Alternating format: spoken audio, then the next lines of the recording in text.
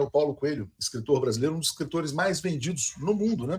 Já tinha feito um tweet falando, quer dizer, que a vida dele foi salva pela Hildegard Angel e pelo Roberto Menescal. E eu até perguntei para você, Hilde, você não quer contar essa história no domingo, né? Aí você falou, não, mas quem tem que contar é o Paulo Coelho. E o Paulo Coelho contou essa história. E o Paulo Coelho contou essa história hoje de manhã. Ele fez um relato muito impactante do que foi a prisão dele durante a ditadura, uma prisão completamente sem pé nem cabeça, né? Tortura, choque elétrico, etc. e tal. Ele fala, quer dizer, que num belo dia em 74, né, ele foi retirado de casa, levado para prestar depoimento, disse que não tinha nada para falar, foi solto. Aí um policial o acompanha, ele pede para ir para casa, depois ele é levado para um centro de tortura, torturado, espancado, etc. e tal. E disse que assinaria qualquer coisa que quisessem. Não sabiam, ninguém sabia, né, o que ele poderia efetivamente colocar. Aí depois ele passa um bom tempo preso. Quando ele é solto, ele é jogado numa praça no Rio de Janeiro, depois ele acaba indo para a casa dos pais, procura os amigos, né, e fala o seguinte, que ninguém queria falar com ele, ninguém queria, porque na verdade ele podia ser uma pessoa perigosa, né, havia sido preso na ditadura. E aí ele conta que duas pessoas com quem ele não tinha praticamente nenhum relacionamento, ele cita você e o Roberto Menescal, salvam a vida dele, oferecendo um emprego. Essa história é muito bacana, muito bonita. Queria te pedir para falar a respeito disso, Hilde. Eu que tinha conhecido, isso foi em 74, né? Essa prisão e a tortura que ele sofreu. Eu tinha 24 anos. E no ano anterior, eu conheci o Paulo e o Raul através de um amigo meu, que era empresário deles. E até a um ponto que, quando o Raul se separou, eu morava ali no Leblon, no edifício dos jornalistas, o Raul separou-se da mulher, ele morava do outro lado do canal. Tinha um canal ali no meio, tem. E ele se mudou para minha casa com a nova namorada e ficou morando lá alguns meses, porque esse empresário me procurou, o Raul está deixando a casa, a mulher separou da mulher, está com uma outra mulher, deixava uma americana, estava com outra americana, e ele você pode hospedar ele? Eu falei, posso. Meu apartamento tinha 2 quartos, e ele aí atravessou ali a ponte do canal do Jardim de Alá e veio morar na minha casa. Eu alguns meses. Do Raul. Não, eu não tinha. Eu tinha uma vida de tanto trabalho que naquele tempo eu tinha jornal, tinha televisão, tinha teatro, tinha cinema, fazia tanta coisa. E, além disso, eu comecei um programa de televisão na TV Rio, chamado Jornal Delas, e que era produzido, escrito, apresentado só por mulheres. Era uma produção minha, imagina. Era patrocinado pelo Banco Nacional, o Magalhães Pinto, tio Juquinha. Eu fui lá pedir o patrocínio, ele disse, olha, minha filha, eu só patrocino o Jornal Nacional, mas eu vou patrocinar o seu programa. Ele patrocinou, ele gostou, eu mandei, levei lá todo o projeto, tudo, ele achou muito interessante a proposta, não, mas o Banco Nacional vai patrocinar o seu programa. E a TV Rio não colocava os anúncios todos no ar, porque era uma bagunça, e o Banco Nacional ficou chateado, porque as inserções que tinham que ser colocadas durante a semana não eram colocadas, e eles, então, no fim do contrato, não renovaram. E depois a gente também não fazia uma grande audiência. Aquilo realmente foi um gesto, né, do Magalhães Pinto. Aí ela foi...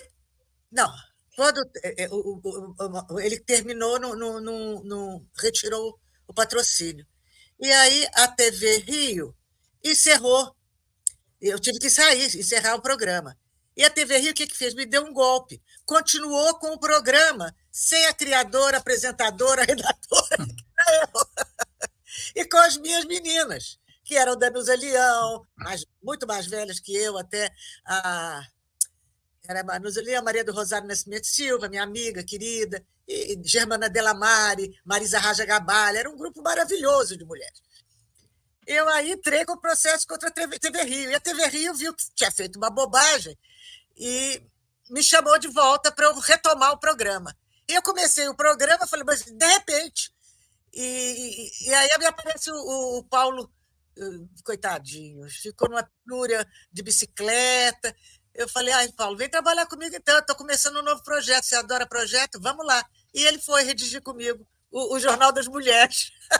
Olha só que história fantástica. E o Roberto Menescal, por que ele entra na história? Eu acho porque o Roberto Menescal trabalhava numa grande... Tinha, né, uma grande produtora de discos.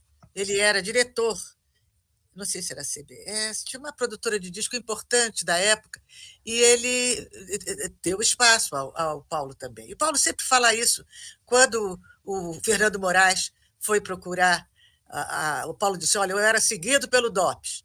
E o Fernando Moraes, que escrevia a biografia dele, foi procurar nos arquivos do DOPS, que tinham acabado de ser abertos para consulta, reabertos. Ele foi procurar se tinha quem é que ordenou que o Paulo fosse seguido.